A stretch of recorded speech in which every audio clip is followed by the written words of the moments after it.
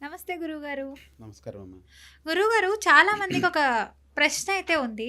చాలామంది ఆధ్యాత్మికవేత్తలు అంటుంటారు. ఆధ్యాత్మికత కోల్పోతున్నారు అంటుంటారు. కొన్ని కొన్ని సందర్భాల్లో వాడుతూ ఉంటారు. అసలు ఆధ్యాత్మికత అంటే ఏంటి గురువుగారు? అది ఆత్మికత. పంచభూతాలు మన పంచేంద్రియాలకి కనిపిస్తాయి, అవును. తెలుస్తాయి.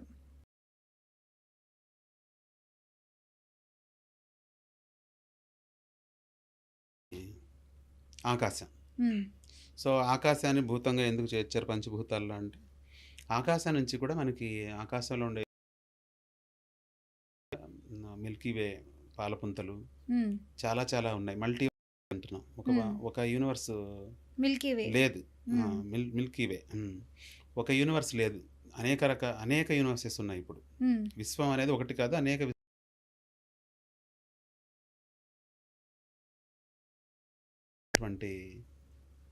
ఈ రకమైనటువంటి గ్రహాలు, నక్షత్రాలు, ఈ పాలపుంతలు వీటన్నిటి నుంచి కూడా కొన్ని శక్తులు మనిషికి అందుతూ ఉంటాయన్నమాట. హుహు.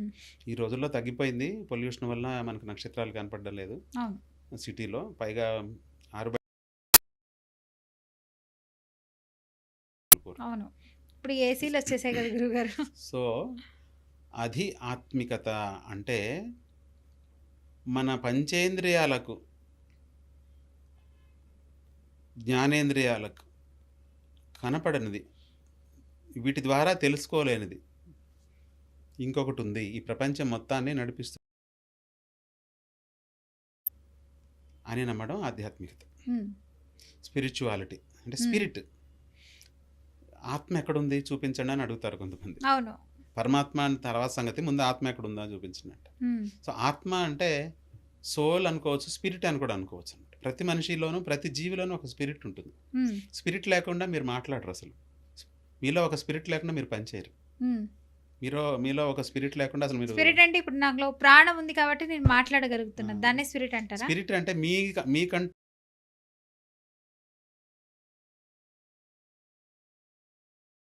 ఇది స్వభావం చెయ్యాలి. అంటారా? నేనిది చెయ్యాలి. హ్మ్. ఆ! అనేది ఒకటి ఉంటుంది గదా! హ్మ్. స్పిరిట్ లేకోకుండా మీరు ఏ పని చేయలేరు. ఉంది. ఆ స్పిరిట్‌తో అన్నమాట. హుహు. భౌతికంగా అది చూపించాలా అంటే సాధ్యం కాకపోవచ్చు కానీ, హ్మ్. ప్రతి జీవికి ఒక స్పిరిట్ అనేది ఉంటుంది. హుహు. ఆ స్పిరిట్‌తోనే పని చేస్తాం. హ్మ్. ఓకే. మీరు మీరు మిగతా వాళ్ళలాగా మీరెందుకు లేరు? మిగతా వాళ్ళలాగానే మీరు ఎందుకు ఆలోచించట్లేదు? మిగతా వాళ్ళలాగా మీరెందుకు చేయట్లేదు? హ్మ్. డిఫరెంట్‌గా ఉన్నారు. కంప్లీట్‌గా డిఫరెంట్‌గా ఉన్నారు. హ్మ్. కాబట్టి మీ స్పిరిట్ అనేది వైయక్తికంగా స్పిరిట్ అనేది ఉంటుందన్నమాట. హుహు. సరే, పరమాత్ముడు ఉన్నాడు, లేడు, ఇవన్నీ కూడా ఉంటే ఎలా ఉన్నాడు? ఉంటే ఆయన కాళ్ళు చేతులు ఉన్నాయా? రూపం ఉందా లేదా? అగ్ని రూపంలో వచ్చాడా? కనపడ్డాడా? మాట్లాడాడా? బలిని కోరాడా? ఇవన్నీ కాకమ్మ కథలు. ఇప్పుడు అలా కాదు గురువుగారు. ఇప్పుడు మీరు స్పిరిట్ అంటున్నారు. ఇప్పుడు మనకెవరైనా ఫర్ ఎగ్జాంపుల్ ఏదైనా దెబ్బ తగిలిందనుకోండి. అదొక బాధ అర్థమవుతది. పెయిన్. ఓకే. నాకిది తగిలింది కాబట్టి నొప్పి అని తెలుస్తుంది. అలాగా మనకి స్పిరిట్ ఎలా తెలుస్తుంది?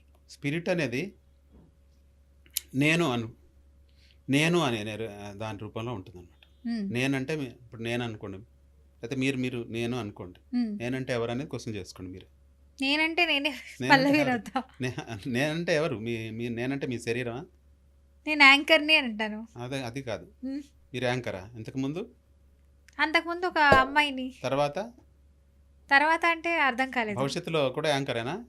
ఆ! యాంకరే. కాదు. యాంకర్ ఈ ఆఫీస్‌లో ఉన్నంత సేపు. బయట బయట తల్లిద సామాన్య తల్లిదండ్రులకి, పర్సన్‌ని. కూతురు, అన్నకి, చెల్లి, మామకి. కోడలు. ఆ! ఆ! అది కాబట్టి అది హుహు. కాదు. అంటే రోల్స్ మారుతూ ఉంటాయనా? నేను అంటే మన శరీరం కాదు. హ్మ్. నేను అంటే నా నేను నిర్వర్తించే కర్తవ్యాలంటారా? నేను ధరించిన నగలు కాదు. హ్మ్. నేనంటే నేను పెట్టుకున్న కళ్ళజోడు కాదు. హ్మ్.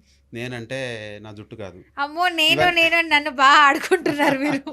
ఇవన్నీ తీసేయండి. హ్మ్. ఇవన్నీ లేనప్పుడు కూడా నేనుంటుంది. హ్మ్. మీరు గాఢ నిద్రలో ఉన్నప్పుడు కూడా నేనుంటుంది.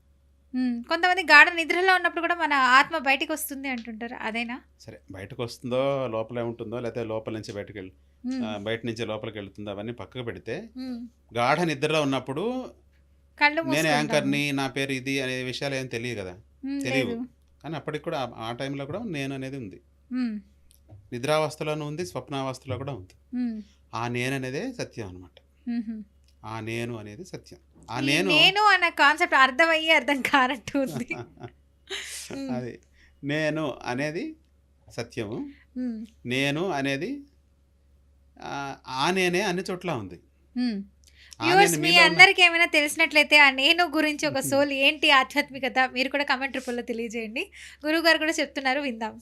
ఆ నేను అనేది అన్ని చోట్ల ఉంది. హ్మ్. మీలో ఉన్న నేనే నాలో కూడా ఉంది. హ్మ్. ఆవిడలో ఉంది, ఆవిడలో ఉంది. అందరిలోనూ ప్రతి ఒక్కరిలో నేను నేను ఆత్మ అన్నది ఉంటుందంటారు. ఓకే ఆత్మనే గురుగారు. మనం నేను అనే ఫీల్ అవుతుంటాం అనమాట. హుహు. ఇప్పుడు నా చెయ్యి విరిగిపోతుంది. హ్మ్. లేకపోతే నా బట్టలన్నీ చిరిగిపోతాయి.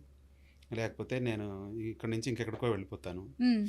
నిద్రపోతుంటాను. స్వప్నావస్థలో ఉంటాను. హ్మ్. ఎప్పటికి కూడా నేను నేను అనేది నేను అంటే మన శరీరం కాదు. ఖచ్చితంగా కాదు. అంటే ఆధ్యాత్మికత మీ అనుభవాలు చెప్పండి హ్మ్. గురువుగారు. సో, ఆధ్యాత్మికత అన్నప్పుడు ఆత్మ ఉంది, పరమాత్ముడు ఉన్నాడు. హ్మ్. మనకు తెలియనిది ఏదో ఉంది, శక్తి నడిపిస్తోంది అనుకోవడం ఆధ్యాత్మికత. హ్మ్. హ్మ్.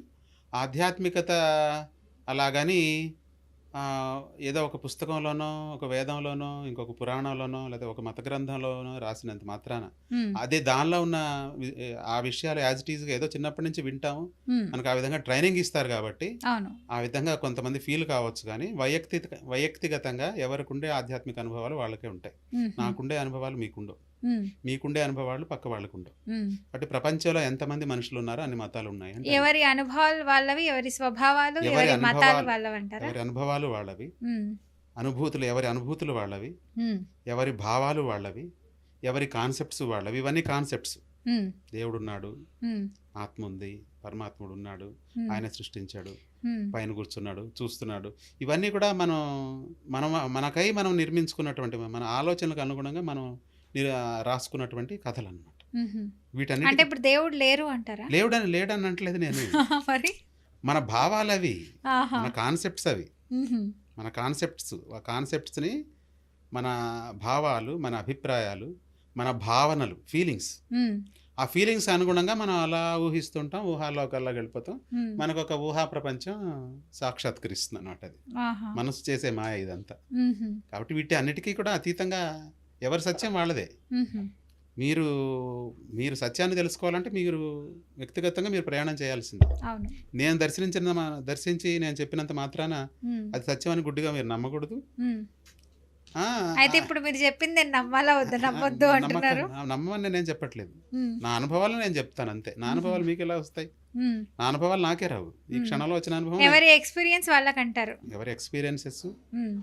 ఫీలింగ్స్ ప్రాక్టికల్‌గా అనుభవిస్తే గాని తెలియదు దేని గురించి అంతే. అంటారు. అంతే. ప్రాక్టికల్‌గా హుహు. అనుభవించాలి. హుహు. ఆ ప్రాక్టికల్‌గా అనుభవించడంలో కూడా ఫీలింగ్స్ వేరు, రియాలిటీ వేరు. హుహు. ఫీలింగ్స్‌కి, రియాలిటీకి డెడ్ అపోజిట్‌గా కూడా ఉండొచ్చు ఒక్కోసారి. హుహు. అదంతా కాబట్టి సో, ఆధ్యాత్మికత అనేది ఎవరికై వాళ్ళు వ్యక్తిగతంగా తెలుసుకోవాల్సిందే. తెలుసుకోవాల్సిందే. గ్రంథాలు చదవద్దని నేననను. హ్మ్. చదివితే చదవండి. చదివితే జ్ఞానం వస్తుంది. నెక్స్ట్ కానీ ఎలా ఉండాలి ఏంటని అర్థమవుతుంది. అది కానీ ఏ తెలిసి సందర్ కూడా తప్పులు చేస్తారు కొంతమంది. ఏ సందర్భంలో ఎవరు ఏ మాట చెప్పారు. సందర్భం చాలా చాలా ఇంపార్టెంట్ అక్కడ. అవును. సో, ఏది ఏమైనా నేనేమంటానంటే ప్రపంచంలో ఎంతమంది మనుషులుంటే అన్ని రకాల మతాలున్నాయి. హ్మ్. ప్రతి ఒక్క మనిషికి తనదైన ప్రత్యేకమైన మతం ఉంటుంది. హ్మ్. ఎందుకంటే ఒక గ్రంథాన్ని లేతే ఒక ప్రత్యేకమైన పంథాన్ని ఫాలో అవుతున్నంత మాత్రాన యాజ్ ఇట్ ఈజ్‌గా ఆ గ్రంథంలో చెప్పినవన్నీ ఒక వ్యక్తి ఫాలో అవ్వలేడు. హ్మ్. అసల అసాధ్యం అది. హ్మ్. సాధ్యం అయ్యే పని కాదనమాట. హ్మ్. కాబట్టి తనకంటూ స్వతంత్రంగా కొన్ని భావాలుంటాయి. హ్మ్. కాబట్టి ఆ భావాలు, ఆ గ్రంథంలో ఉన్న సిద్ధాంతాలు అన్నీ కలిపి ఒక ప్రత్యేకమైన మతమే అవుతుంది. హ్మ్. ఏదేమైనా మనిషి తన సొంత బుర్రతో ఆలోచించాలి. హుహు. తన సొంత మెదడుతో ఆలోచించి ఏది సత్యం, ఏది అసత్యం, ఏది ధర్మం, ఏది అధర్మం ఇది పరిపరి విధాలుగా ఆలోచిస్తూ ఇవన్నీ ముందుకెళ్ళాలి. తెలుసుకొని జీవనం సాగించడమే ఒక ఆధ్యాత్మికత అంటారు. చాలా చక్కగా చెప్పారు గురుగారు. ధన్యవాదాలు.